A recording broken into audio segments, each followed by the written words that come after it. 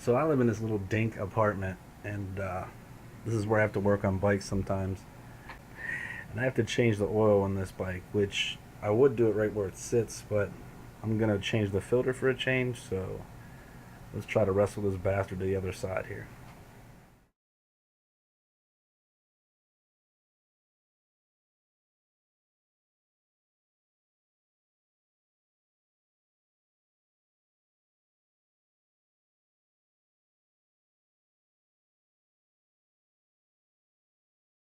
That might have to do. Whew. You're going to need a 19 for the drain bolt, number 3 Phillips for the oil filter, looks like a number 5, of course your pan, your new filter, your new oil. I'm going to use 1040, I'm going to use Castro Ativo, Acme Pivo, Mino, Hanahina, 1040 semi-synthetic. So you're going to want to start with your 19, I use the socket down. See if we can see my drain plug under here. Oh yeah, there she blows. Usually I'd heat this up first, but it's like 35 degrees out. It's cold out. So I'm just going to do it cold. Everything's in the bottom end. We'll just let it drain longer. Make sure to have plenty of rags handy.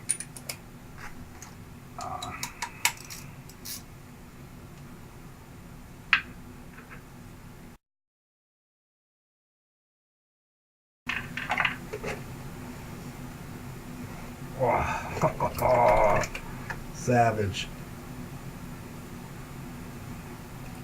That oil is still pretty clean. It's only my 3rd oil change on this rebuild. Probably only 200 miles on it tops. I change my oil pretty frequently. One reason being I don't have an odometer anymore. Second reason was the rebuild. Third is the bike's 1,000 years old. It needs all the help it can get. And you can see there's some stuff in there. Being cold, like I said, I'll let it go until it's just dripping.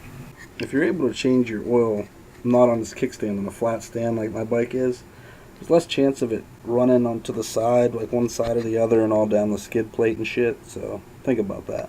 Alright, on to my filter. One thing I want to tell you guys. You got number 3s right here. 3 points.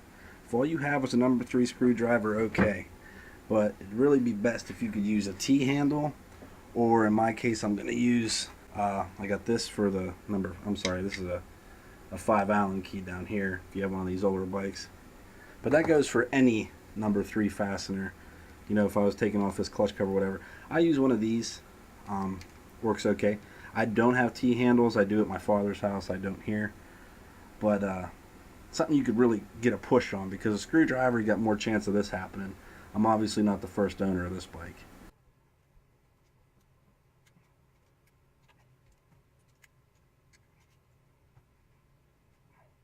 Once they're cracked loose, you could basically, I'm going to spin these out with my fingers just so I don't have to move again in this tiny basement.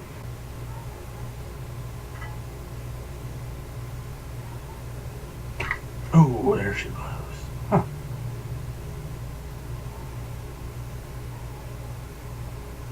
Okay, there's 2 things you want to inspect. You want to inspect this O-ring here, and on a lot of Yamahas, there's an O-ring here, like this one has, and it's oh, good. Mine's fucked up, but I don't have another one, so tough shit there. Fuck. But like the TW200s, the SR400s, XT500s, XT250s. Is this metal? Oh, down the bottom. I'll have an O-ring here and then one here. Mine needs replaced. I don't have one, so fuck it. Like I said, I recently rebuilt this, so you can see there's a probably from the clutch cover gasket, but this filler is doing his job. There's some RTV stuck in there. If you're doing an old XT250 like this, it's going to be a 4x7 filter. That's also what's in the my SR400 also has this filter. Any Yamaha dealer will know that. Actually shows you here SR250, 400, 500, TT600, XT400. Never even had those here in the States. Doesn't even list my bike, but this is the right filter. Didn't tighten that, just brought it up snug. Now if you want a better video that'll even apply to this bike, check out the T-Dubs Kid video. He gives you the torque settings for these. If you watched any of my other, like my, I don't know if, yeah, like on my KLR, when I change parts, I don't really deal with torque settings unless I'm doing like a head or motor work. For the most part, these I just snug them down, strong wrist tight. This bottom one I'll also, there, it's just sealed up.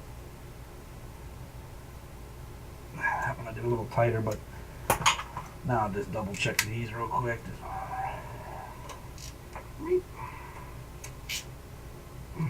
Okay, now I'm going to replace the drain plug, obviously, naturally.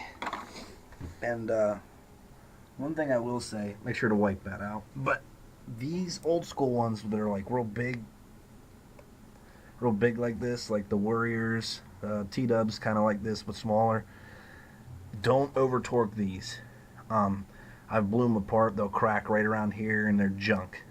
So I have one on spare, and I have one, I broke one before, and of course there's supposed to be a spring and a screen here. I don't have that for this bike, and I don't really care.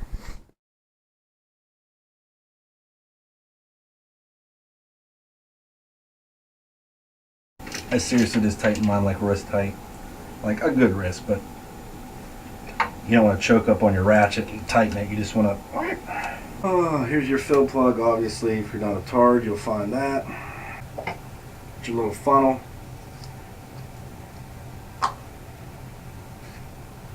Forget your oil and have to get up and go get it. Activo semi-syn, you know, you heard me, bitch. Activo 10W40 semi-synthetic. One argument you'll hear is people go, oh, you don't need semi-synthetic in that old engine. You don't, but I'll tell you what, you could feel it, and it's a lot smoother. Meaning your clutch engage is a little nicer. You might shift a little smoother. Now, I'm not talking night and day. I'm just talking, you can tell. If you ride the same bike all the time, you could tell using a better oil.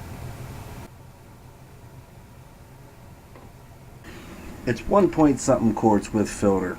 Oof, I might go look now. I think my sight glass is already full. You got a high line and a low line. I like to have it at the high line on my sight glass. I'm actually going to fire it up in here and check it and top it off. Ooh.